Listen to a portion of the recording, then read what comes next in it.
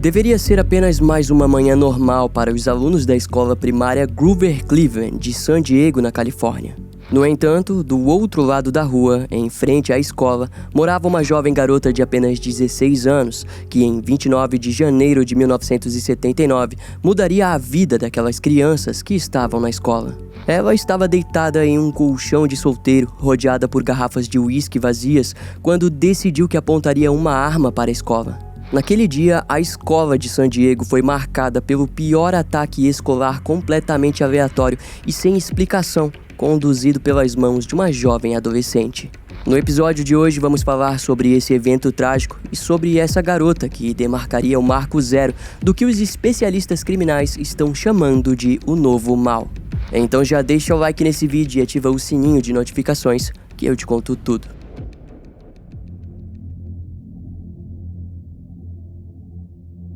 Inicialmente, os alunos acreditavam que os barulhos eram, na verdade, fogos de artifício.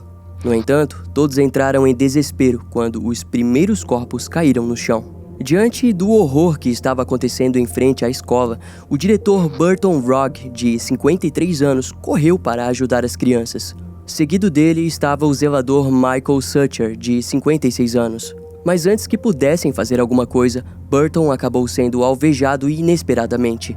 Já Michael, que correu em direção ao corpo do diretor, acabou sendo baleado fatalmente ao tentar puxar uma criança para um lugar seguro. Junto a eles, também estava o professor Daryl Barnes, que foi morto enquanto tentava tirar algumas das crianças da linha de fogo. Dezenas de disparos ressoaram até que a polícia fosse chamada. O primeiro policial a chegar na cena foi Robert Robb, de apenas 28 anos. O homem ainda era um novato no departamento de polícia de San Diego. E assim como vários outros policiais, Robert também não estava pronto para lidar com a situação. Principalmente porque respondeu ao chamado como um pedido de ajuda envolvendo um tiroteio sem muitas especificações. Daquele modo, ao chegar, ele rapidamente se viu em um ambiente aberto, onde acabou sendo atingido de raspão no pescoço e recuou para pedir reforços. Naquela altura, 8 crianças já estavam no chão, gravemente feridas, sendo a principal delas, Charles Miller, de apenas 9 anos, que havia recebido um tiro nas costas. E conforme o horror se prolongava, um segurança de outra escola próxima ouviu os disparos e correu para ajudar. Nesse mesmo instante, mais policiais chegaram na rua e juntos eles perceberam que a linha de disparo era reta. Assim, o guarda aconselhou que um dos policiais colocasse o caminhão de lixo que estava na rua em frente à escola. E, felizmente, o plano deu certo, pois os disparos cessaram. As notícias do tiroteio logo chegaram aos ouvidos dos jornalistas do San Diego Evening Tribune, que passaram a tentar conversar com os vizinhos da escola. Curiosamente, durante essa tentativa, eles acabaram telefonando para a casa da família Spencer, onde quem atendeu foi Brenda Ann Spencer, de apenas 16 anos. Quando mencionaram o tiroteio, a jovem logo assumiu a autoria daquele horror. O jornalista ficou incrédulo e questionou ela se aquilo realmente era verdade. Brenda ficou frustrada e, com raiva, desligou ao questioná-lo sobre quem ele achava que poderia fazer aquilo se não ela mesma. O jornalista acabou telefonando novamente, mas dessa vez se mostrou crente na história e a questionou sobre a motivação para o ataque. Em resposta, Brenda disse que fez aquilo porque simplesmente não gostava de segundas-feiras. Do seu ponto de vista, ter usado o seu rifle Hugger .22 naquelas crianças e adultos animou o seu dia. O jornalista, no entanto, não parecia acreditar muito naquela narrativa e continuou questionando sobre sua motivação para o tiroteio. A adolescente se manteve ao dizer que a sua motivação realmente estava ligada ao fato de ela odiar segundas-feiras e até mesmo o questionou se ele não sentia o mesmo sobre aquele dia da semana. Notando a calma de suas respostas, o jornalista a questionou se estava fazendo aquilo sozinha e se apenas ela estava em casa. Brenda foi irônica ao responder se ele acreditava realmente que ela faria aquilo na presença de mais alguém em casa. Posteriormente, o jornalista compartilharia que durante toda a conversa, a suposta jovem atiradora se apresentava como alguém que estava no controle de toda a situação.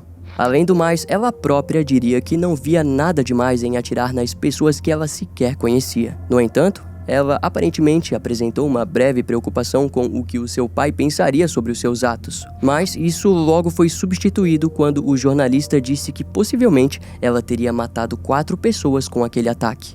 Brenda ficou incrédula, pois alegou ter visto muito mais pessoas caindo e se contorcendo no chão. Incrivelmente, enquanto a entrevista acontecia, as autoridades ainda não haviam conseguido descobrir de qual ponto os disparos tinham saído. E ao perceber a movimentação policial, Brenda acabou finalizando a entrevista, dizendo que achava que atiraria contra mais policiais, os quais chamou de porcos. Mas antes mesmo dela desligar o telefone, uma outra equipe de jornalistas do San Diego Evening Tribune já havia entrado em contato com as autoridades no local e compartilhado a estranha conversa com Brenda. Assim, antes de tentarem conversar com a suposta atiradora, a equipe de polícia passou a evacuar as crianças de dentro da escola. Mas, sabendo da posição da casa de Brenda, as crianças foram conduzidas por uma região totalmente oposta da linha de visão da garota. Em pouco tempo, todas as crianças da escola foram postas em um ônibus e enviadas para a escola secundária Pershing, onde se juntaram aos seus familiares. Também foi lá que muitos deles descobriram que os seus filhos haviam sido mortos no tiroteio. Nas horas seguintes daquela manhã, a polícia se posicionou em frente à casa de Brenda, mas seria apenas ao meio-dia que um negociador da polícia entraria em contato.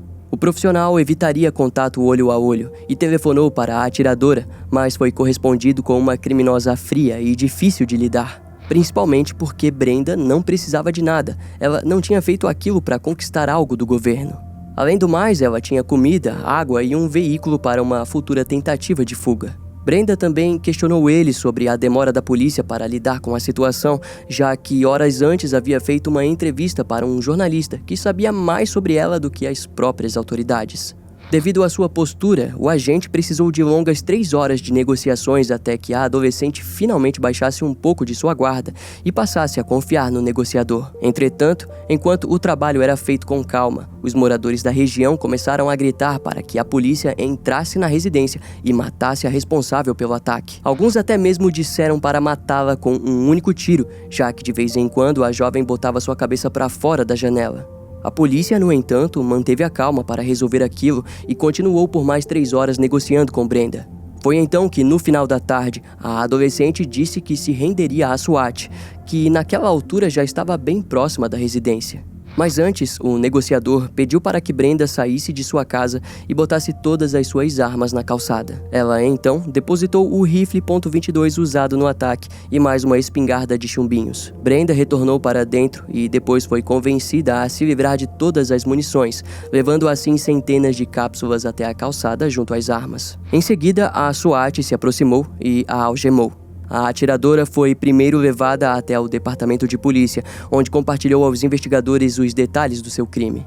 Brenda disse que as crianças eram alvos fáceis, as quais permitiam que ela simplesmente atirasse contra a multidão de menores. Mais tarde, a criminosa foi enviada para o centro juvenil da cidade, onde aguardaria pelos processos judiciais. Os jornais da noite compartilharam aos montes sobre os achados na residência da jovem, onde a polícia havia encontrado diversas garrafas de cerveja e uísque espalhadas pela casa. Quando questionados sobre o nível de alcoolismo de Brenda durante o ataque, os investigadores negaram que ela tivesse bebido tudo aquilo. Porém, ao longo do tempo, essa narrativa seria questionada diversas vezes no caso, mas até onde se sabe, ela não estava em influência do álcool durante o ataque. Na verdade, nas próximas horas de prisão, a motivação sobre os seus crimes passaria a chamar ainda mais atenção, ao mesmo tempo que causava revolta nos familiares. Todos estavam aflitos e se questionavam se Brenda Ann Spencer realmente teria machucado e tirado a vida de tantas pessoas apenas por odiar segundas-feiras. No primeiro mês do ataque, os familiares das vítimas começaram a falar abertamente sobre o ocorrido.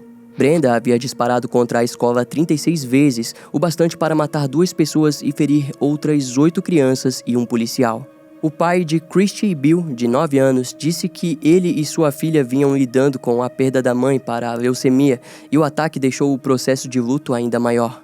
Além de que o medo de perder Christy possivelmente o causaria uma dor inimaginável. Christy recebeu 2 tiros, um no abdômen e outro nas costas. A criança demoraria mais de 1 ano e meio para se recuperar totalmente dos ferimentos causados. No entanto, ao longo dos anos, embora não tenham ficado cicatrizes físicas, o trauma emocional a seguiria por muito tempo. Outro pai que falou por sua filha foi Lee Selvig, pai de Monica Selvig, de 8 anos, baleada no estômago, onde o disparo seguiu até a coluna vertebral da criança. Por sorte, ela não ficou com nenhum tipo de sequelas físicas do ataque, mas dificilmente falaria sobre o ocorrido. Junto a ela estava Julie Robles, de 10 anos, que foi alvejada em um dos rins, mas por sorte o disparo a atingiu de raspão e atravessou. Um dos sobreviventes que mais falou com a imprensa foi Charles Miller, que tinha 9 anos quando foi atingido. Ele recebeu um disparo no peito e, enquanto sangrava no chão, viu o diretor e o zelador serem mortos. Charles relataria que não sentia ódio de Brenda, mas que desejava que ela permanecesse presa para o resto de sua vida. Assim, antes que o julgamento viesse a ocorrer, San Diego inteira desejava descobrir quem era Brenda Spencer, que tinha 16 anos. A partir de agora, vamos conhecer um pouco mais sobre essa jovem criminosa. A mãe de Brenda foi Dorothy Nadine Hobel, que tinha 19 anos quando ficou grávida. Na época, ela era uma jovem inteligente e empenhada em seus estudos. Já o seu pai, Wallace Edward Spencer, atuava como técnico de manutenção na Universidade Estadual de San Diego, onde permaneceria por vários anos. Dorothy e o Wallace se casaram em dezembro de 1954, em San Diego, onde permaneceriam até o nascimento de Brenda. Mas antes de ela nascer, sua mãe concluiu seu bacharelado em negócios e estudou mais 3 cursos relacionados à administração. Posteriormente, Dorothy conseguiu abrir o seu próprio escritório de consultoria para clientes de alta classe social de San Diego. Em pouco tempo, ela alcançou uma clientela fixa e acabou se tornando escrituária do torneio de golfe local, um evento bastante reconhecido na Califórnia. O primeiro filho do casal nasceu em 1956, a segunda 2 anos depois, e Brenda logo em seguida, no ano de 1962. Em sua infância, a pequena e ruiva Brenda não apresentou nenhum tipo de problema comportamental. Na verdade, ela praticava esportes, amava animais e adorava fazer fotografias. No entanto, conforme chegava na adolescência, Brenda passou a odiar a sua própria aparência. Ela não gostava da cor da sua pele, nem do seu cabelo ruivo, das sardas e principalmente de sua miopia, que a fazia utilizar óculos grandes. E essa frustração com sua aparência fez com que Brenda desenvolvesse um certo complexo de inferioridade, a fazendo-o se afastar do convívio social e se tornando uma adolescente solitária. Isso tudo pioraria quando, em 1972, a sua mãe, Dorothy, pediu o divórcio. Ao que parece, Wallace estava traindo sua mulher e gradualmente se afastando de sua família. Curiosamente, nos processos judiciais, todos os filhos relataram que possuíam preferência de permanecer com a mãe, mas Brenda quis ficar com seu pai. Não fica claro o motivo, mas talvez Dorothy não fosse uma mãe muito amável. Tanto que, embora tivesse recebido permissão para visitar seus filhos, ela não manteve o hábito por muito tempo. Quando Brenda se viu sozinha com seu pai, ela logo notou que o Wallace passou a se tornar mais rude e o alcoolismo fortificou o seu comportamento abusivo. Mais tarde, a própria Brenda relataria que sofreu ataques sexuais por parte do sujeito. E aquilo fez com que a garota se isolasse ainda mais em si mesma. Devido à falta de condições financeiras, a família se mudou para um subúrbio em San Diego, onde passaram a morar em frente à escola primária de Cleveland. Ela estudou lá até o ano de 1974, onde passou a andar com outros jovens ditos como problemáticos.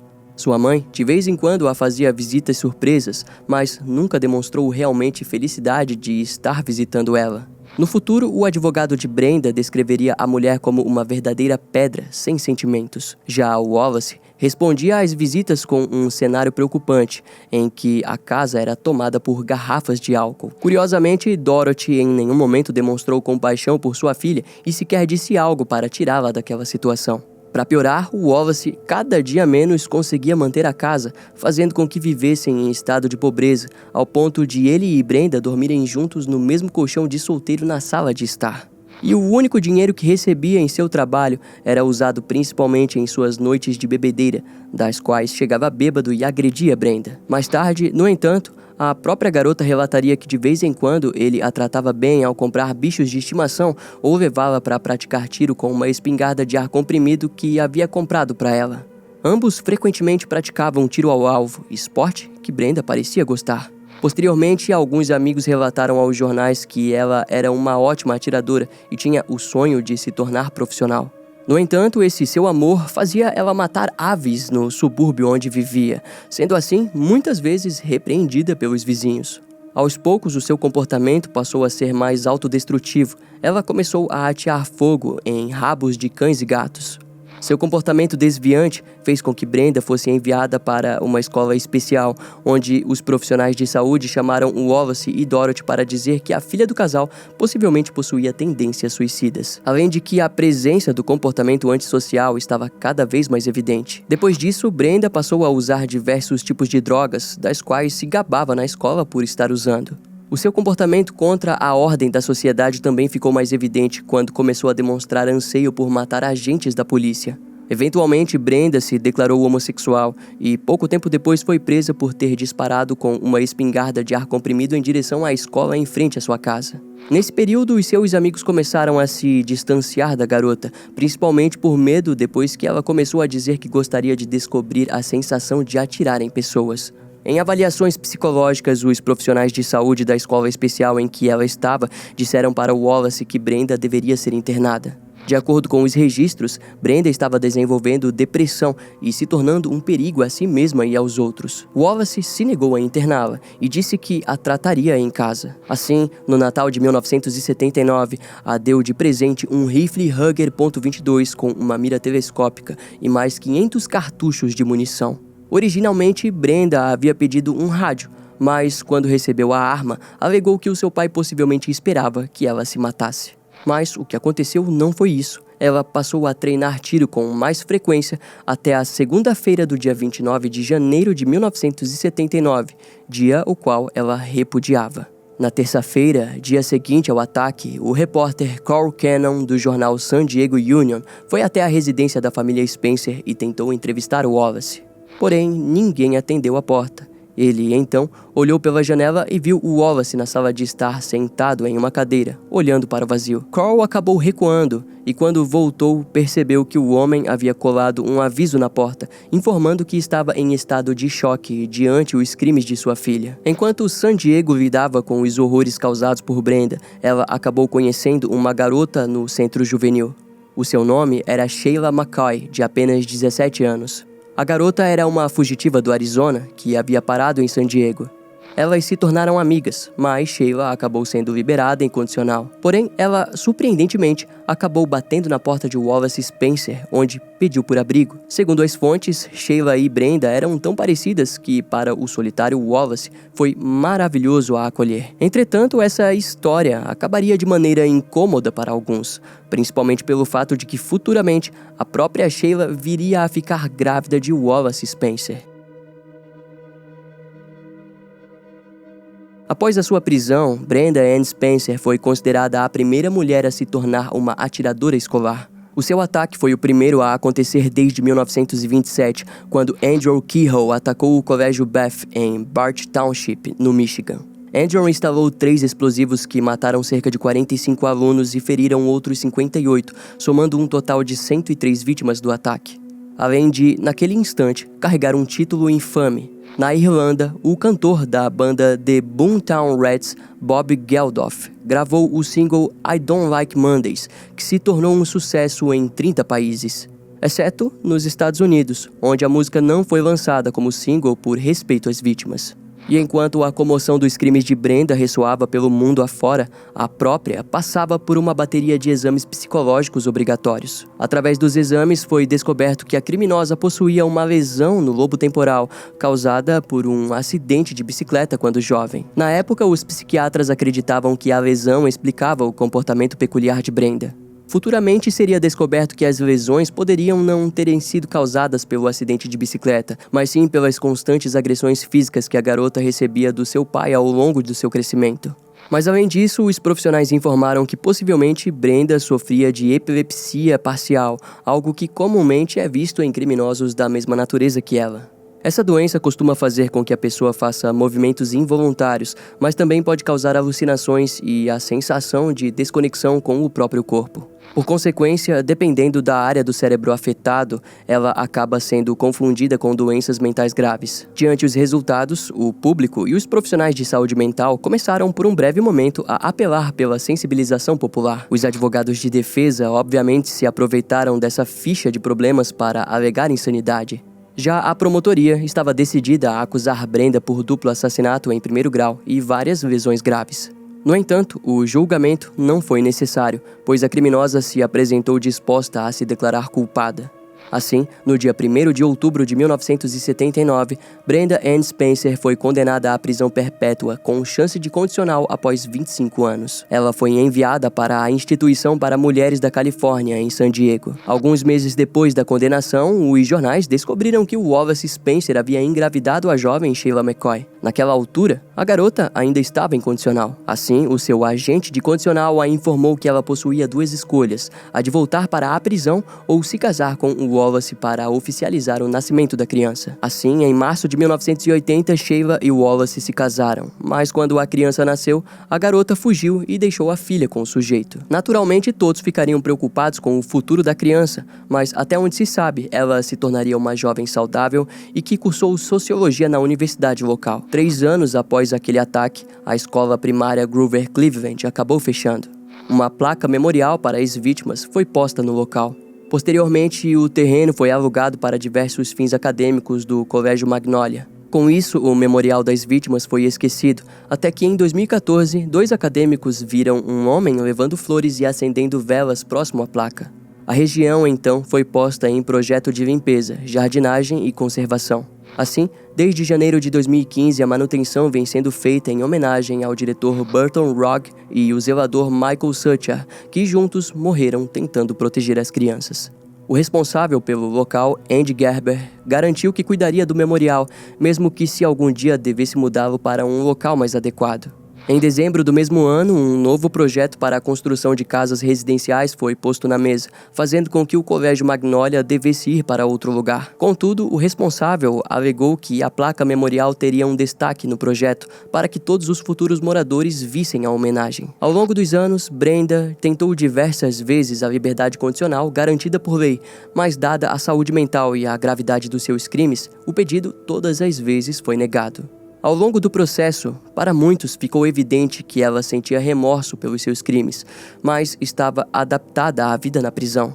Em uma entrevista para o jornal local de San Diego, Brenda apresentou mais discernimento sobre os seus crimes, ao dizer que, depois de tanto tempo, entendia que estava mirando em pessoas reais quando cometeu seus crimes. Ela disse isso pois, em sua mente, havia um grande abismo entre si e ao restante das pessoas na sociedade. Em 2001, em um novo pedido, Brenda se apresentou como uma prisioneira modelo e com grandes habilidades em concertos elétricos. Além de apresentar uma narrativa em que o seu pai foi o maior causador dos seus problemas, principalmente devido às agressões frequentes. Porém, mesmo assim, não conseguiu a liberdade condicional. Seria em 2005 que novamente Brenda afirmou que poderia ser um membro útil para a sociedade, onde trabalharia como operadora de empilhadeira. No entanto, o tribunal novamente negou o pedido. Após aquela tentativa, seria compartilhado que Brenda passou a se tornar instável e sua personalidade foi descrita como psicótica. Também veio à tona que em 2001, quando a sua namorada da prisão foi liberada, Brenda escreveu em seu braço coragem e orgulho em inglês. Nos próximos anos, a sua personalidade continuaria depressiva, tornando-a uma mulher extremamente instável e imprevisível. Ao fim, Brenda Ann Spencer foi uma jovem que os criminólogos costumam dizer ter sido responsável pela longa proliferação de ataques em massa escolares. Tanto que quando o seu crime completou 10 anos, em janeiro de 1989, um adolescente chamado Patrick Purdy entrou armado com um rifle semiautomático em uma escola infantil de Stockton, na Califórnia. O ataque resultou na morte de 5 crianças, ferindo outras 30. Curiosamente, o nome da escola também era a Escola Primária Cleveland, e aconteceu exatamente no mesmo mês de aniversário dos crimes de Brenda. Depois desse ataque, os Estados Unidos começariam a enfrentar diversos novos criminosos em escolas, tendo Columbine, em 1999, como o seu maior exemplo de violência.